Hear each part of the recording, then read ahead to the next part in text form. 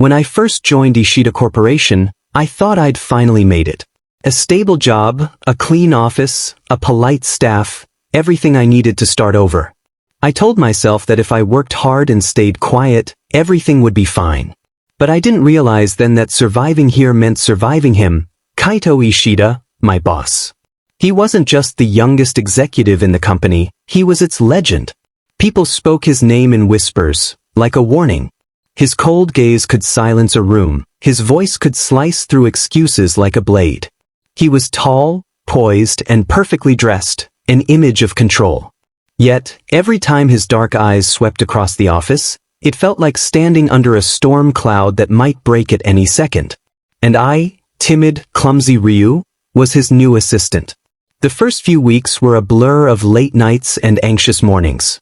I memorized files, typed until my fingers went numb, and double-checked every report I touched. But no matter how much effort I put in, I always felt like I was one mistake away from being crushed under Kaito's icy stare. That day began like any other, too bright, too quiet, too full of nerves. Kaito had an important presentation with the board.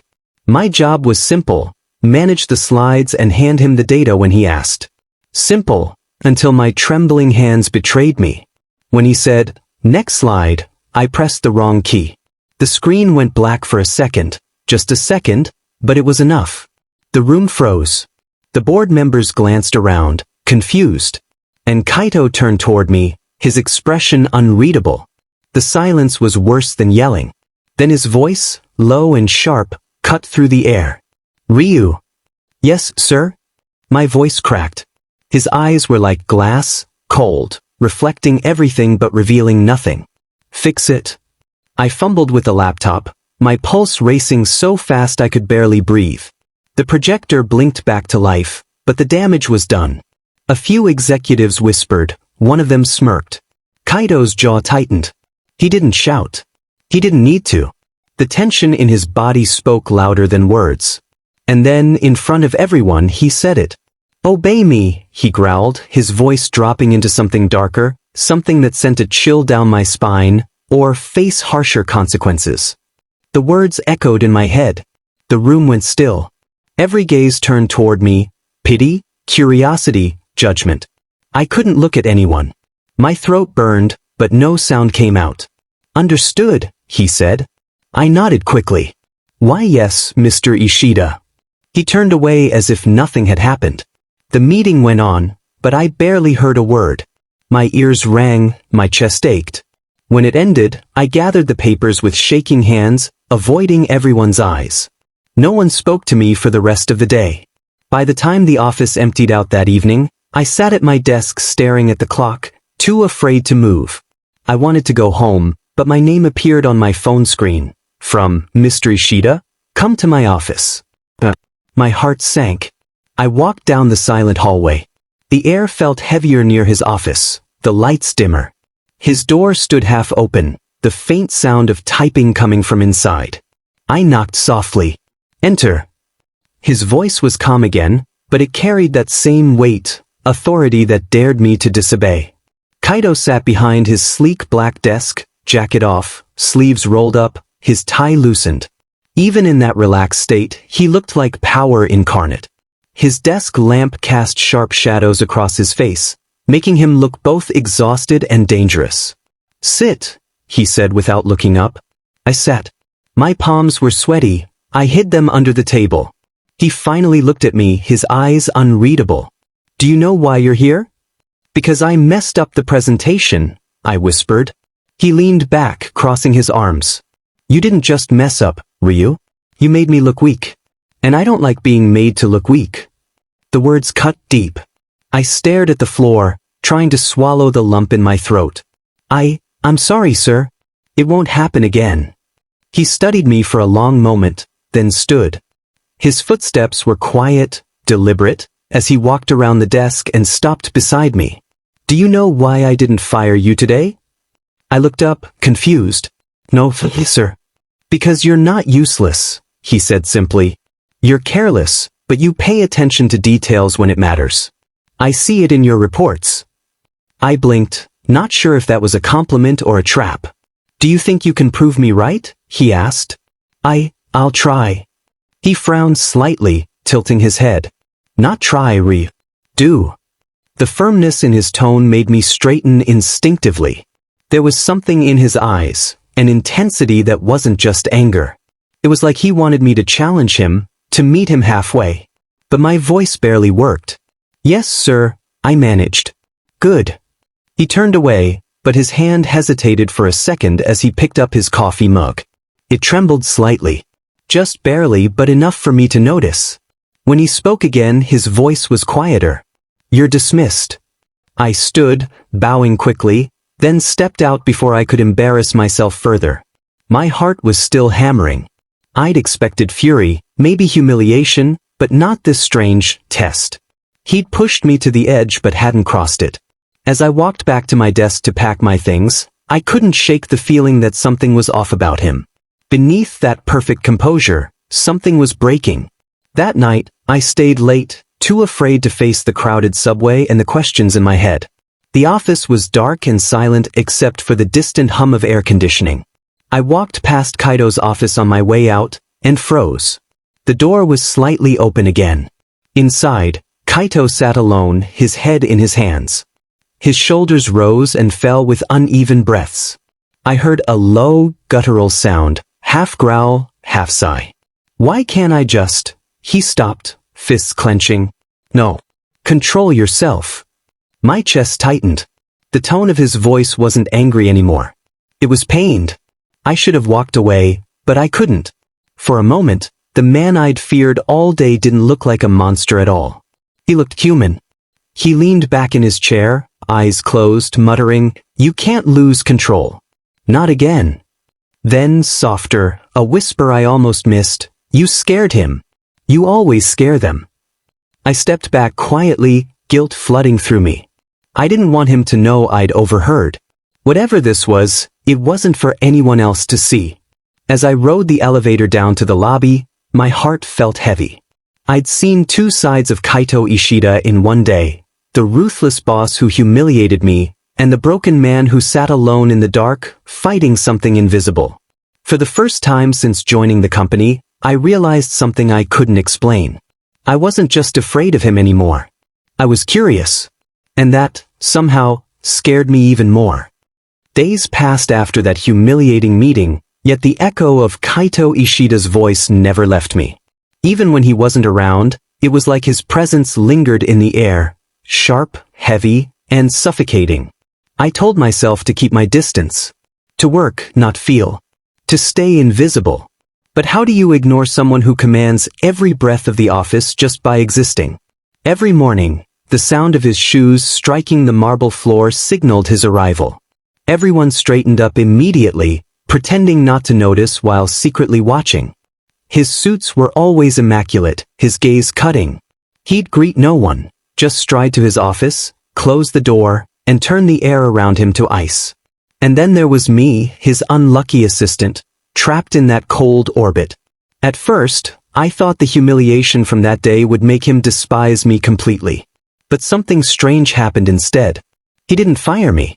In fact, he started involving me in more tasks, projects I wasn't even qualified for. I should have been relieved, but every moment around him felt like walking on thin glass.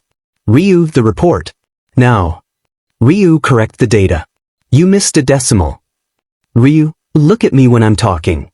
He scolded me almost daily.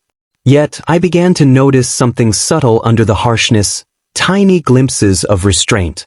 When another executive tried to blame me for a scheduling mistake, Kaito's voice cut in before I could speak.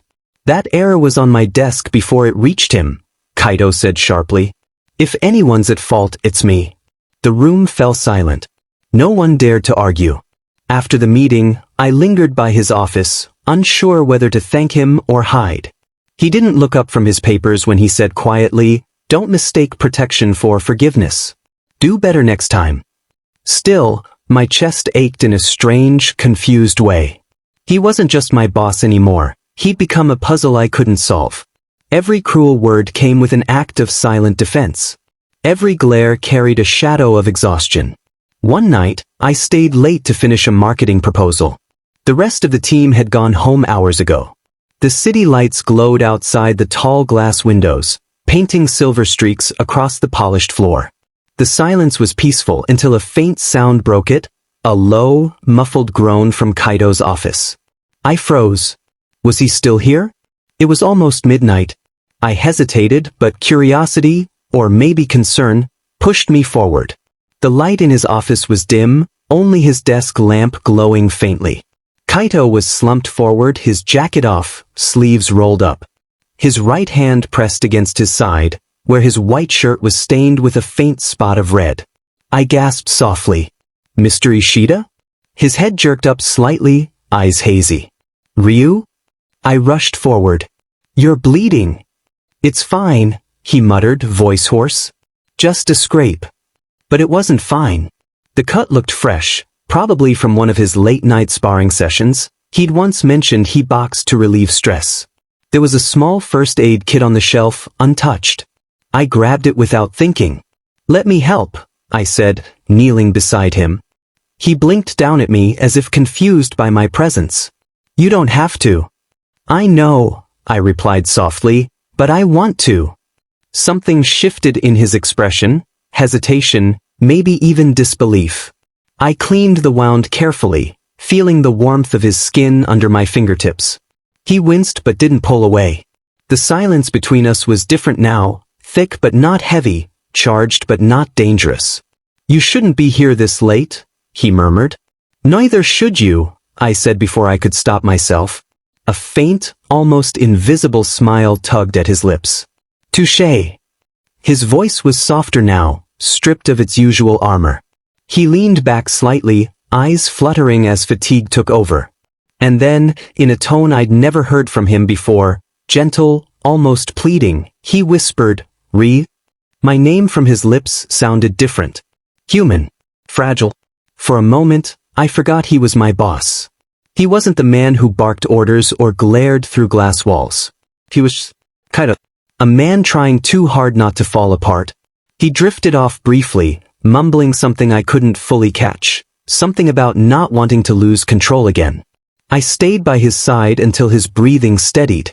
When I finally left that night, my thoughts wouldn't stop spinning. Kaito Ishida, the man I feared most, had bled, trembled, and said my name like it meant something. The next morning, I came to work earlier than usual. Kaito was already there, of course. He looked perfectly put together again, no trace of the previous night. When our eyes met, a flicker of recognition passed between us, but he looked away immediately. Prepare the client file, he said curtly. Yes, sir. The rest of the day passed in a blur. But beneath the surface of routine, tension brewed. I could feel him watching me when he thought I wasn't looking.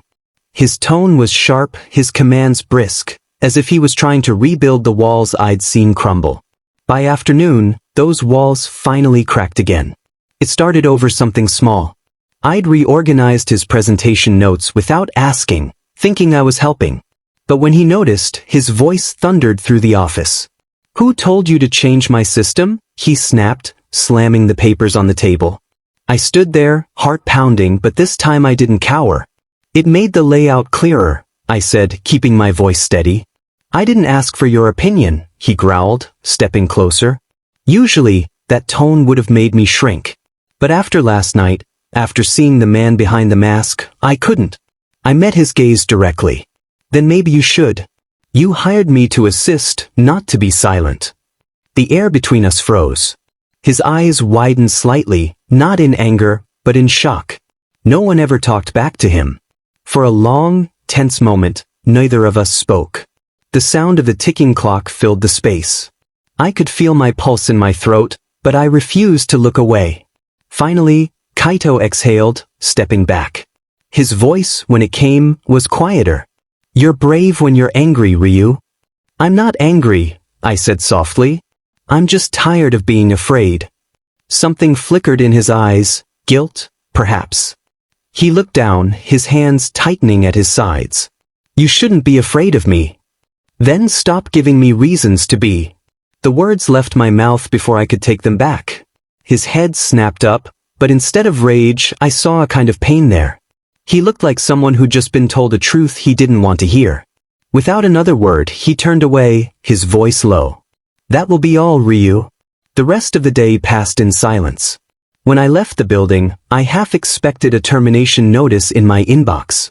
But instead, that night, as I sat staring at my phone, a message appeared. Unknown number, don't be afraid of me. I'm trying. I stared at it for a long time, my heart thudding. No name, no signature, but I knew exactly who it was. And for the first time, instead of fear, I felt something else stir inside me. Something that scared me even more than his temper ever could. Curiosity.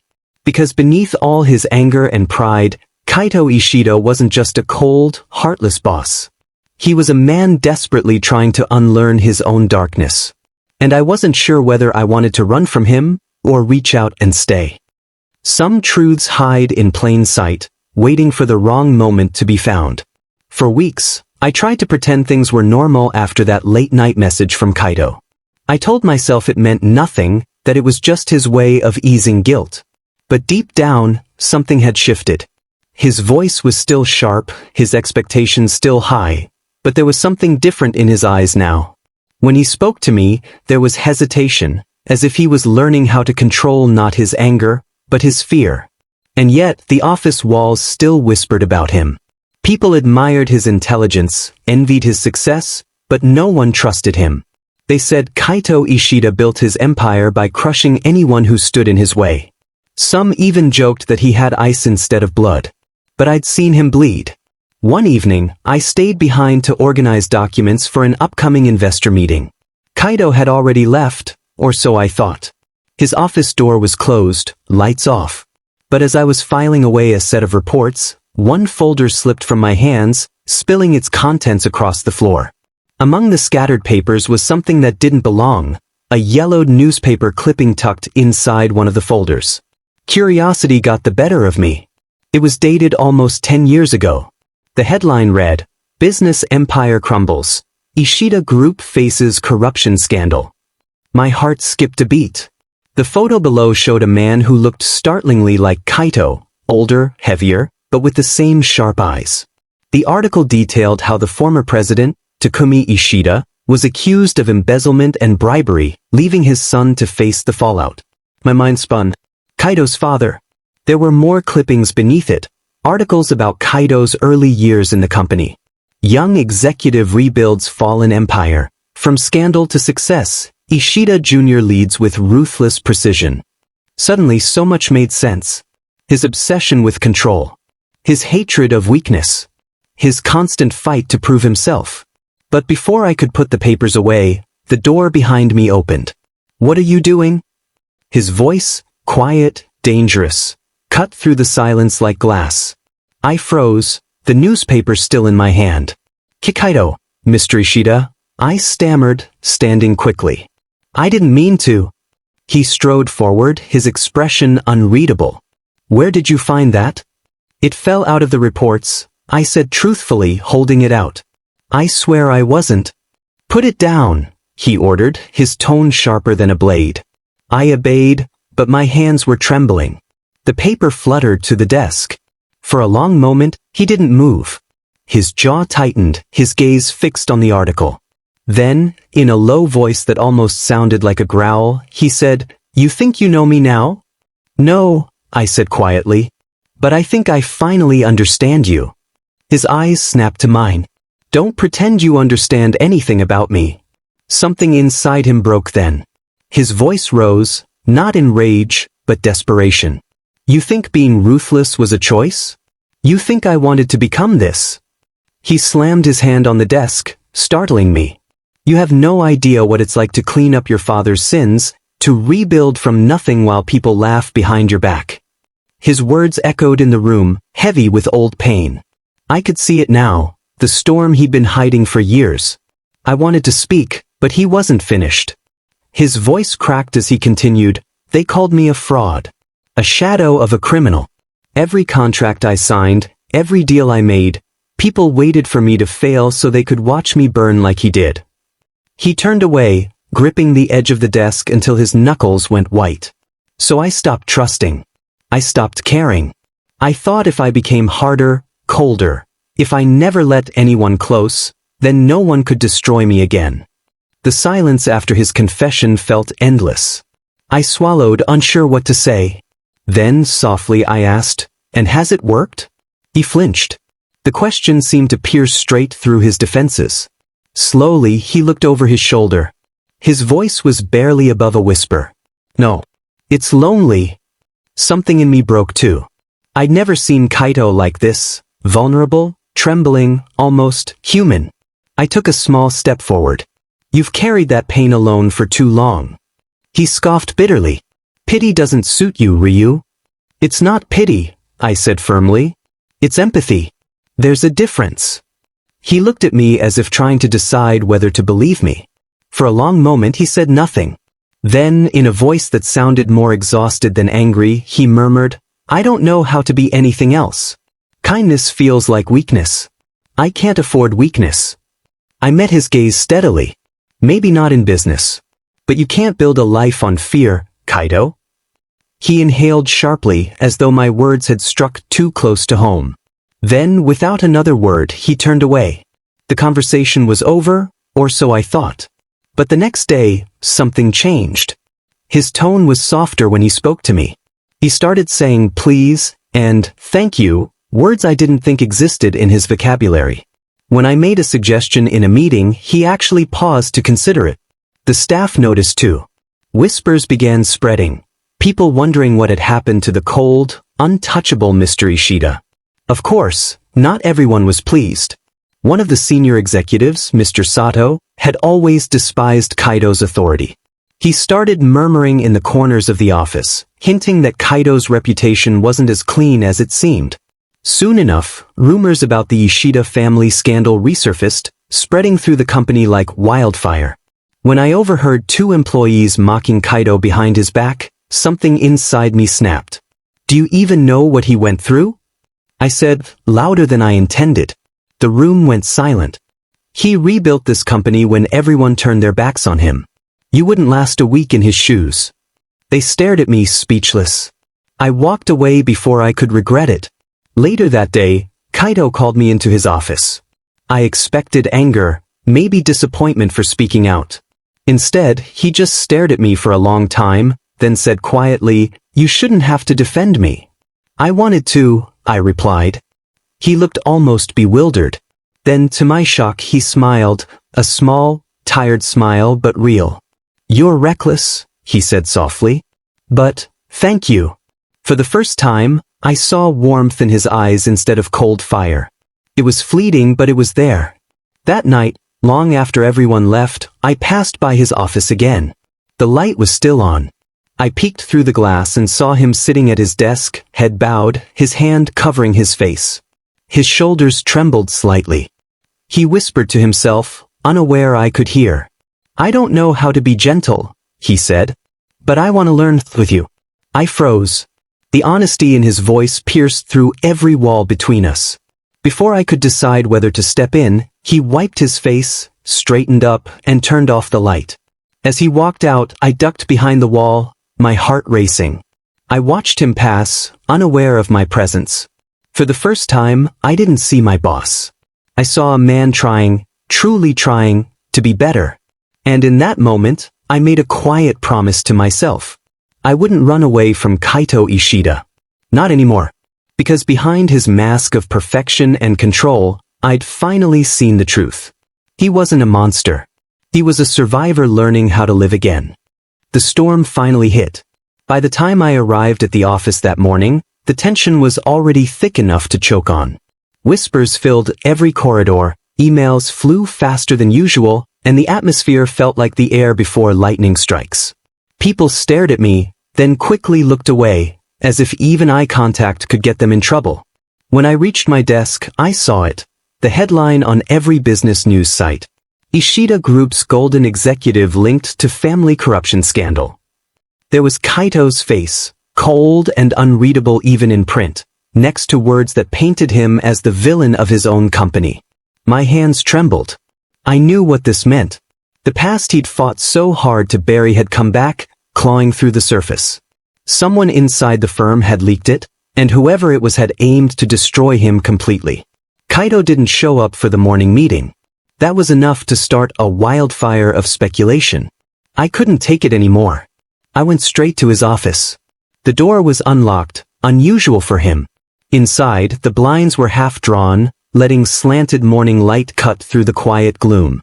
Kaito sat behind his desk, not in his usual upright, commanding posture, but slumped, like a man whose strength had been stolen. His jacket was off, his tie loosened, and his usually neat hair fell messily across his eyes. For a moment, I didn't know what to say. Then, softly, "Sir, are you okay?" He looked up slowly, his gaze empty but still sharp. "They finally got what they wanted," he said, his voice low and rough.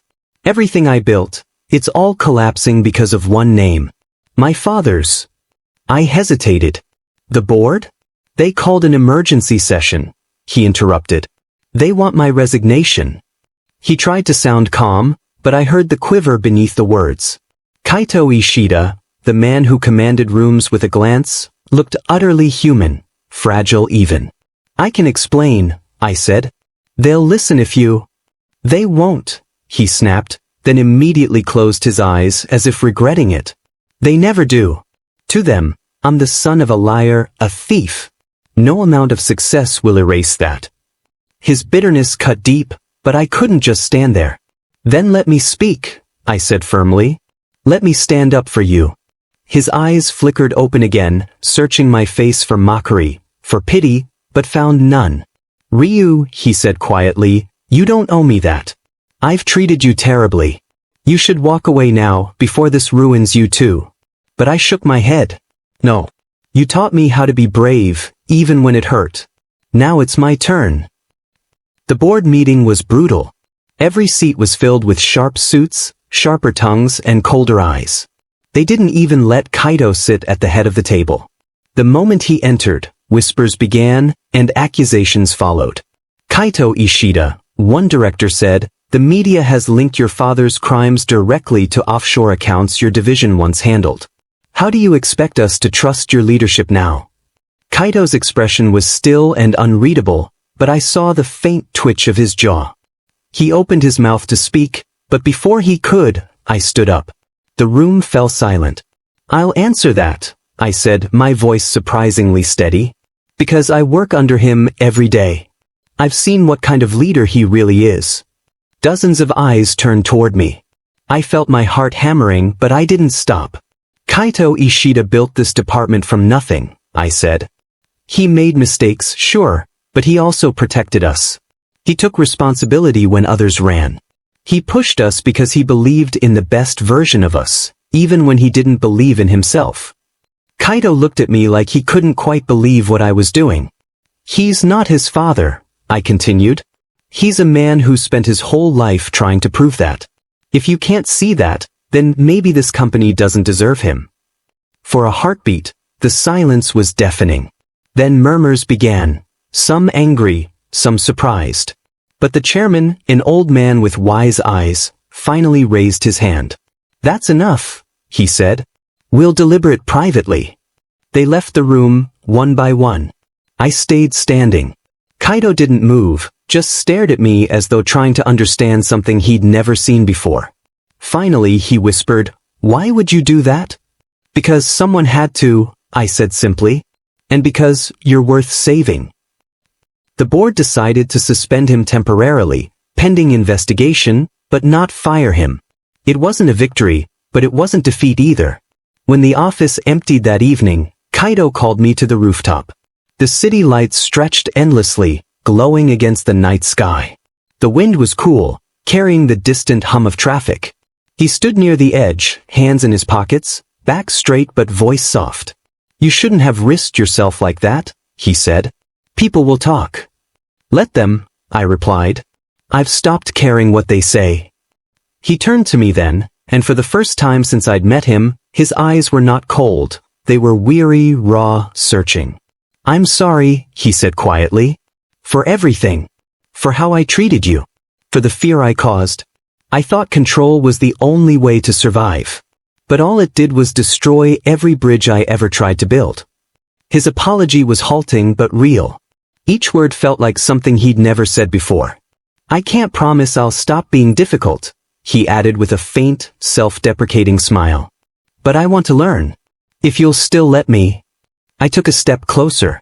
Then start by not giving orders, I said softly. Start by asking. His lips curved slightly. Then, may I stay by your side a little longer? That made me laugh quietly. You may. For a while, we just stood there, the city below us shimmering like 1,000 distant stars. There was no need for more words. The tension that had once defined us had shifted, becoming something steadier, something honest. Over the next weeks, things slowly changed.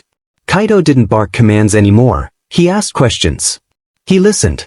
When he made mistakes, he admitted them. The office, once ruled by fear, began to feel warmer. And as for me, I found my voice. One evening after a long day, I caught him smiling to himself while reviewing files. It wasn't the cold, guarded expression I'd first known. It was soft, almost shy. He noticed me watching and chuckled quietly. You're staring again, Ryu. I blinked. Sorry, you smiled. He tilted his head. I guess I finally had a reason to. For a moment, he looked at me, not as his assistant, not as someone beneath him, but as an equal. And in that gaze, there was gratitude, warmth, and something deeper, something that didn't need to be said aloud. Thank you, he murmured, his voice barely above the wind. For not being afraid of me. And for the first time, I didn't feel like the timid assistant who had once trembled under his command. I felt like someone who had helped tame a storm, and found a home in the calm that followed.